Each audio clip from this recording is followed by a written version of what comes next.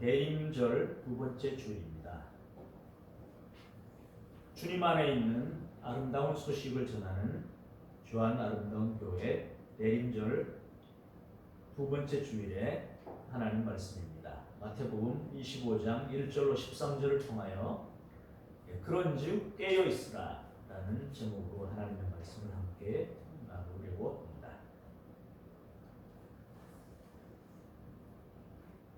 무엇인가를 대비한다고 하는 것은 중요한 것입니다.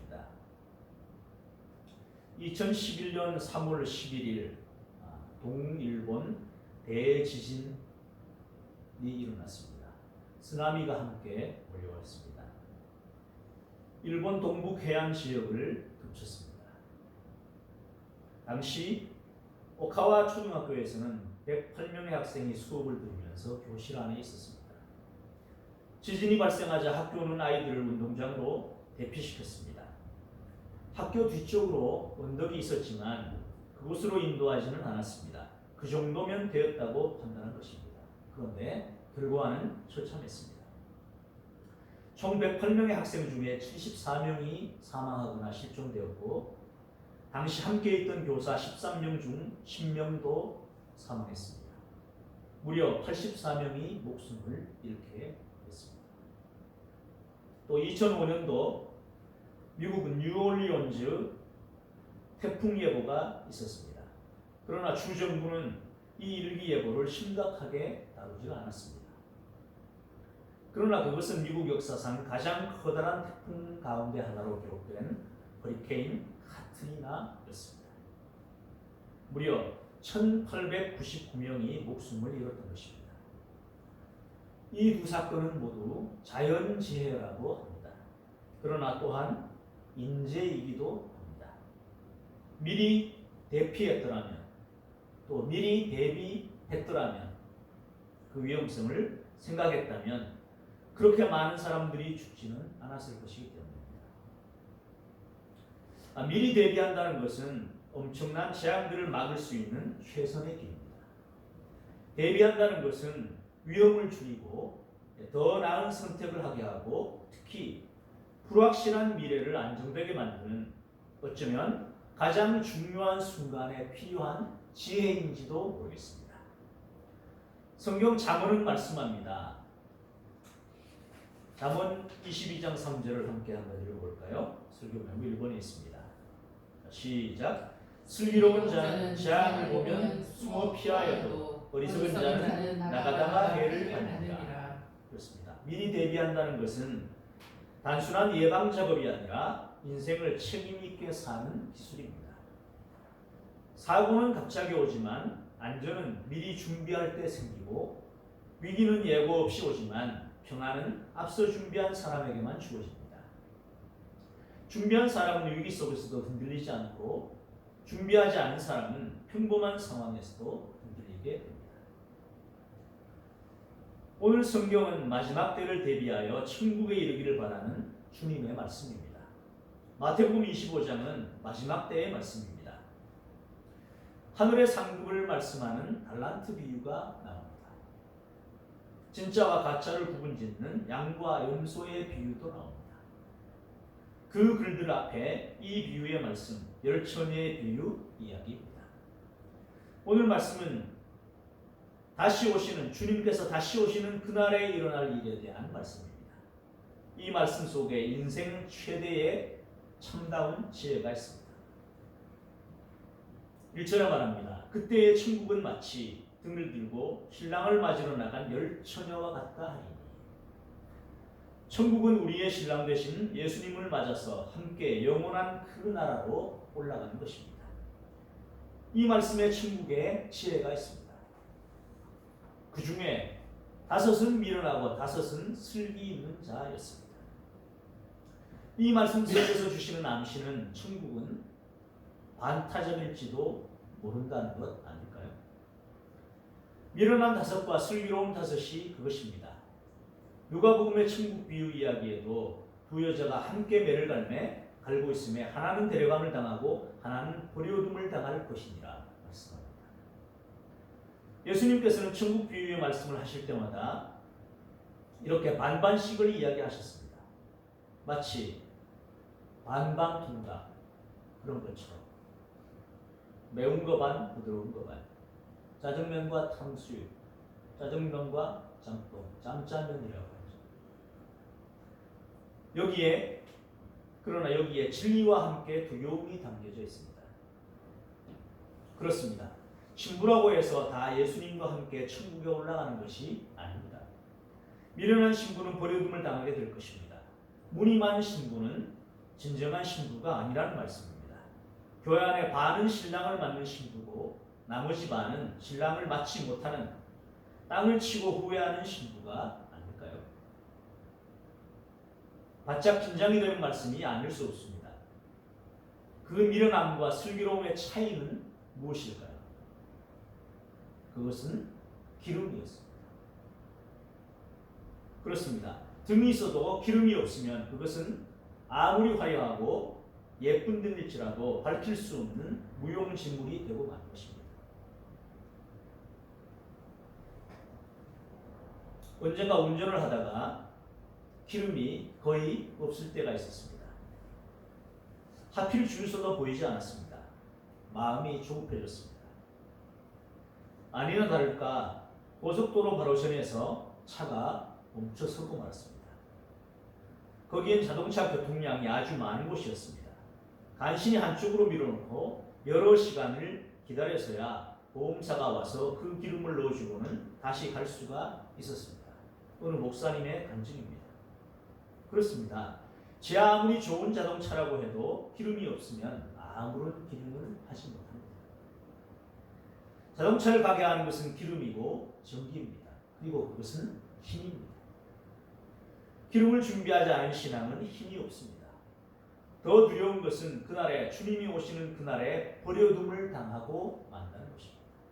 그때에는 기름을 채워줄 보험사도 없습니다.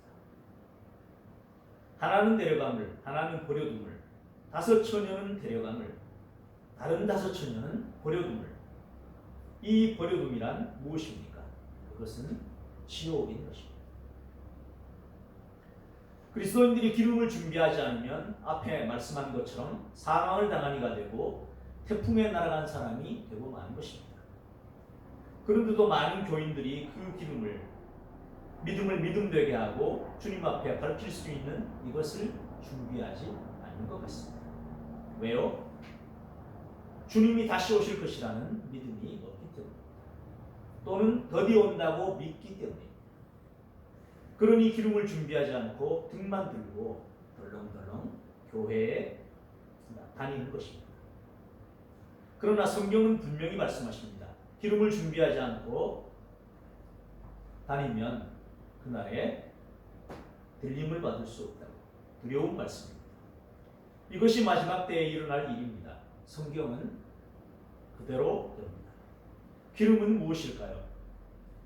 어떤 학자는 성령님이라고도 하고 어떤 이는 기도라고도 합니다.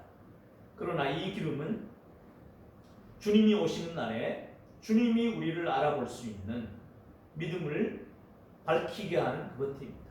총체적인 의미입니다. 우리 속에 있는 마음의 중심이라고 할 수 있고 우리가 살아온 삶의 총체라고 할 수 있을 것입니다. 주님이 말씀하실 것입니다. 네가 정말로 믿음이 있었구나. 말씀하시는 그것 말입니다. 살아있는 믿음을 말하는 것입니다. 자동차에 기름을 넣어서 그것이 제 기능을 하고 앞으로 나아가게 하듯이 나의 신앙을 일으키고 움직이게 하고 드러내는 그것이 기름입니다. 그것은 성령의 능력이기도 하고 기도이기도 합니다. 곧 살아있는 믿음입니다. 역동적인 믿음을 말합니다. 죽은 믿음이 있고 산 믿음이 있습니다. 껍데기 믿음이 있고 역사하는 믿음이 있습니다. 여러분, 교회 다닌다고 다 믿음이 있는 것이 아닙니다. 또 다 주님과 함께 천국에 가는 것도 아닙니다. 하나는 데려감을 당하고 하나는 버려둠을 당할 것입니다. 5명은 신랑 되신 주님과 함께 혼인 예식에 들어갈 것이며 다른 5은 발만 동동 구르게 될 것입니다. 이 말씀은 그날에는 반드시 올라갈 자가 있고 버려둠을 당할 자가 있다는 말씀입니다. 신앙이라고 다 똑같은 신앙이 아닙니다. 신앙에는 반드시 차이라는 것이 있습니다. 차별은 나쁜 것이지만 차이는 공평한 것입니다. 잘 믿는 사람과 대충 믿는 사람이 어떻게 같을 수가 있겠습니까? 진실한 믿음의 사람과 형식적인 믿음의 사람이 어찌 같을 수가 있겠습니까? 헌신된 신앙과 활짝 많은 신앙이 어찌 같겠습니까? 주님은 차별하지는 않으시지만 차이는 정확하고 분명하게 말씀하시고 또 실행하신 분입니다. 잘 믿어야 합니다. 신실하게 믿어야 합니다. 헌신하는 신앙인이어야만 합니다. 언젠가 교회에서 알게 된 한 분이 말하는 것을 듣고서 깜짝 놀란 적이 있었습니다. 목사님, 제가 목사님을 인정하지만요, 불교에도 나름 구원이 있는데 왜 불교에는 없다고 하십니까? 타종교라고 비판하시는 거 아닙니까? 그거 잘못됐다고 생각합니다. 이 세상적 사고에서 벗어나지 못한 것입니다. 인본주의이고 휴머니즘이죠. 하나님 말씀을 올바로 이해하지 못했기 때문입니다.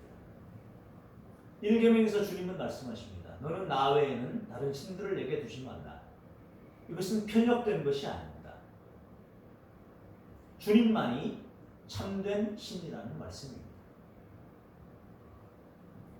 그런 것을 이해하지 못하다 보니 그렇게 말한 것입니다. 타 종교와의 차이만 있는 것이 아닙니다. 예수를 믿는 교회에 다니는 교인들도 차이가 있습니다. 신랑이 더디옴으로 5절에서 그렇게 말합니다. 신랑이 더디옴으로. 예수님은 더디 오십니다. 우리가 생각하는 것보다 늘 더 늦게 오십니다. 왜 더디 오실까요? 한 사람이라도 더 많은 사람이 회개하기를 바라시기 때문입니다. 우리의 정도로 한 영혼이라도 더 건지시기를 바라는 것입니다. 그렇다 보니 더디 오시는 것입니다. 그러니까 사람들이 안 오시는 줄로 알고 있는 것입니다. 그러니 어떻게 합니까? 졸며 잘세. 졸며 잘세. 다 졸고 잠든 신앙의 삶을 살더라는 것입니다. 사도행전 2장을 보면 예수님께서 승천하시면서 500명의 문도에게 말씀하셨습니다. 아버지께서 약속하신 것을 보내줄 터이니 이 성을 떠나지 말고 기다리라 하셨습니다. 처음에는 500명이 기다렸습니다. 하루가 지나고 얼마가 집으로 가버렸습니다. 그 다음 날도 또 얼마가 집으로 가버렸습니다. 일주일에서 열흘 정도 지났을 때에 120명만 남게 됐습니다. 그들만 성령을 받게 됐습니다. 믿음이란 무엇입니까? 믿고 기다리는 것입니다. 불신앙이란 안 오시는구나 하는 것입니다. 안 믿는 것이 아니고 대충 믿는 것입니다. 아주 떠나기는 뭐하고 그래서 하는 게 바로 등만 들고 왔다 갔다 하는 것입니다. 겉으로는 믿는 사람 같아 보입니다. 신앙이 있는 사람 같아 보입니다. 그러나 자기의 믿음을 밝히지 못하는 신앙입니다. 더 안타까운 것은 주님이 인정하지 않는 믿음이라는 것입니다. 즉 죽은 믿음이라는 것입니다. 기름이 없어 등을 밝히지 못하니 주님으로부터 인정받지 못하고 결국은 버려지게 된다는 겁니다. 그러나 밤중에 소리가 납니다. 밤중에 소리가 나서 보라 신랑이로다 맞으러 나오라 하네. 주님은 다시 오십니다. 그날엔 맞으러 나오라 말씀하십니다. 그날은 판결이 나는 때입니다. 미련한 자들과 슬기로운 자들이 드러나는 때입니다.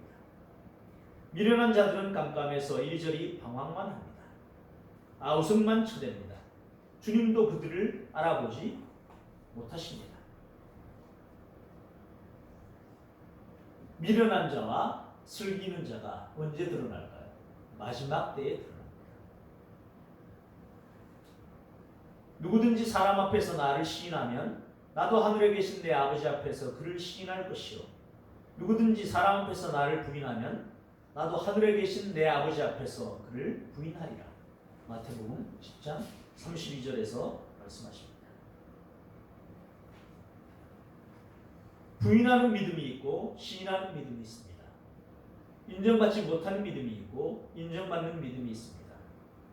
그의 신앙의 삶이 이를 말해주는 것입니다. 어떤 사람들이 이런 말을 하곤 합니다. 예수님은 사랑이시기 때문에 모든 것을 다 용서해 주시고 다 받아주실 거야. 이것이 바로 인간의 편에서 생각하는 인본주의 신앙인 것입니다. 휴머니즘 신앙입니다. 듣기엔 좋지요. 따뜻하게 여겨지죠. 폭넓게 여겨지죠. 편협되어 보이지 않고. 그러나 주님이 말씀하십니다. 누가복음 13장 24절입니다. 설교 메모 3번. 시작. 좁은 문으로 들어가기를 힘쓰라. 내가 너희에게 이르노니 들어가기를 구하여도 못하는 자가 많으니라. 그렇습니다. 좁은 문으로 들어가지는 않는 자들이 많다는 것입니다. 다 넓은 길로 가고자 합니다. 그리고는 말합니다. 하나님은 너그러우시오. 하나님은 사랑이셔서. 이것은 성경이 말하는 하나님이 아니라 사람이 만든 하나님인 것입니다. 천국으로 가는 길은 좁습니다. 협착합니다. 예수님을 믿는 사람이 천국으로 갑니다. 그 믿음이란 삶 속에서 주님을 시인하는 믿음이라는 것을 잊지 말아야 합니다. 믿음이라고 다 믿음이 아닙니다. 신랑이 오자 미련한 자들이 슬기는 자들에게 말합니다. 우리 등불이 꺼져가니 너희 기름을 좀 나눠달라. 그러자 슬기는 자들이 말합니다. 우리와 너희 쓰기에 다 부족할까? 그렇습니다. 이 날에는 끝날에는 심판의 날에는 양보하는 날이 아닙니다. 세상은 끝날이기 때문입니다. 이때는 나눔의 때가 아닙니다.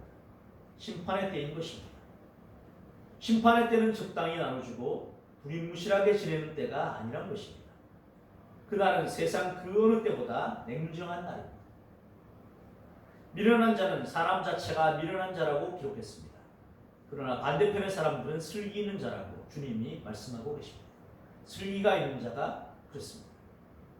미련함은 사람 자체가 미련해서 미련한 것이고 슬기는 기름이 있고 없고의 사람인 것입니다.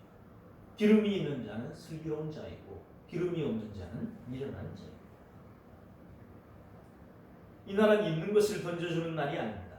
세상은 끝날이기 때문입니다. 이 날은 슬기, 기름을, 믿음의 삶을 산 사람만이 신랑 되신 예수님과 천국에 올라가서 혼인잔치를 하고 영원히 살게 되는 날입니다. 주님이 저 미련한 사람들, 믿음이 있노라 하고 믿음의 불을 밝히지 않는 사람들에게 말씀하십니다. 내가 너희를 알지 못하노라. 그날엔 주님도 이렇게 냉정하십니다. 그러나 냉정하신 것이 아닙니다. 사는 동안에 얼마나 많은 시간을 주셨습니까? 얼마나 많이 기다려 주셨습니까? 1년 52주 주일 말씀으로 또 매일매일 얼마나 많이 말씀하시고 기다려 주셨습니까? 수십 년을 말입니다. 얼마나 더 기다려 주셔야 합니까? 주님의 기다림은 그날엔 심판으로 나타날 것입니다. 마지막처럼 말합니다. 그런즉 깨어있으라. 너희는 그 날과 그 시를 알지 못하느니라. 알지 못하니까 어떻게 해야 합니까? 깨어있어야 합니다. 오늘날 교회 다니는 많은 사람들이 다시 오실 주님을 기다리지 않는 것 같아 보입니다. 이 땅에서 영원히 살 것처럼 살아가고 있습니다. 천국을 사모하기보다는 이 땅에서 이 세상에서 뿌리를 내리고 살 궁리만 하는 것 같아 보입니다. 천국 상급도 쌓지 않습니다. 이 땅에서 사는 데에 다 쏟아붓는 것 같습니다. 영끌이라는 말이 있습니다. 영혼까지 끌어모아서 투자한다. 천국을 위한 기도는 희미해지고 오늘 여기에 사는 것에만 관심이 있습니다.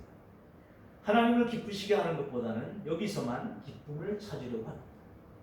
하나님을 위한 시간은 아깝고 세상의 시간을 다 쏟아붓는 것처럼 보입니다. 하나님께 드리는 것은 아깝고 오직 자기만을 위해 쓰면서 살아갑니다. 하나님께 요구는 많고 드리는 것은 없습니다.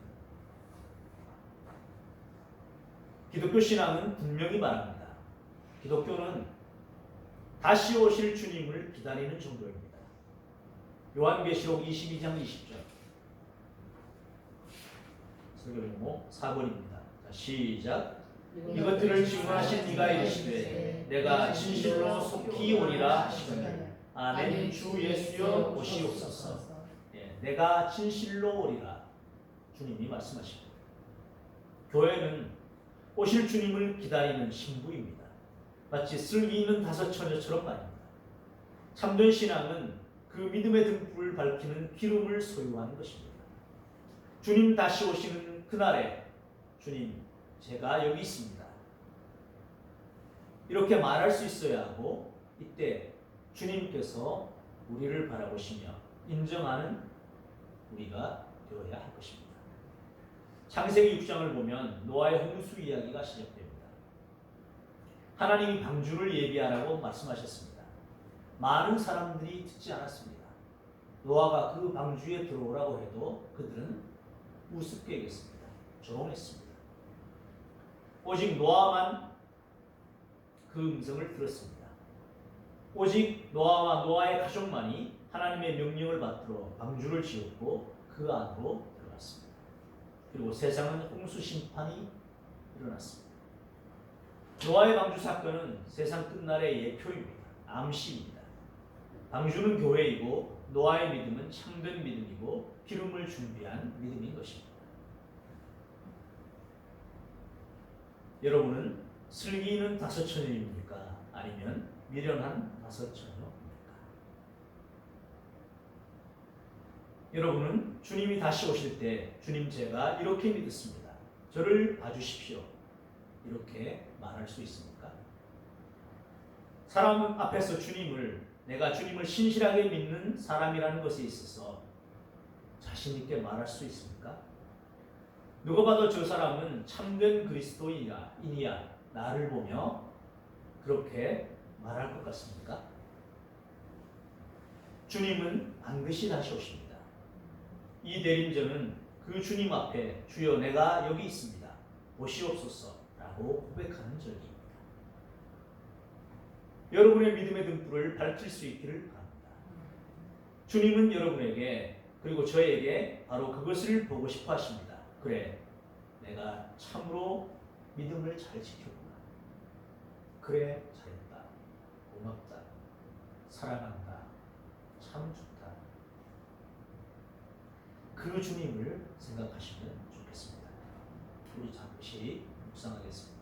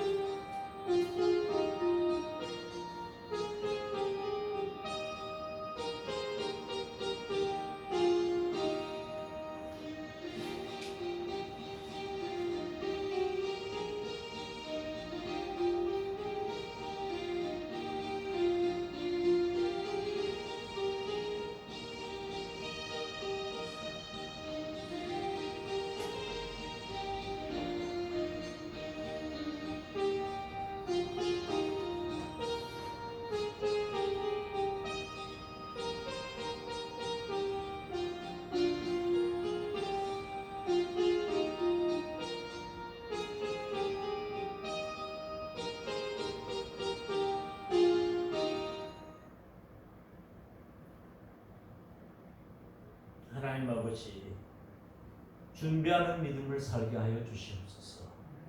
슬기로운 다섯 처녀처럼 기름을 준비하게 하시고 참된 신앙을 준비하게 하시고 하나님께서 바라보시고 인정하는 믿음의 소유자로 주님 앞에 설 수 있는 귀한 하나님의 백성들 되게 하여 주시옵소서. 이 땅의 것들만 바라보던 삶에서 삶의 방향을 돌이키게 하여 주시고 이 땅의 것보다 하나님의 보이지 않는 것을 더 사모하며 주님이 계심을 믿으며 나아가게 하여 주옵소서. 그 방향으로 살아감으로 그 삶이 믿지 않는 우리의 친지와 이웃들에게도 선하고 아름다운 영향력으로 드러나게 하여 주시고 주님 다시 오실 때 잘했다 칭찬받는 하나님의 자녀 되게 하여 주시옵소서.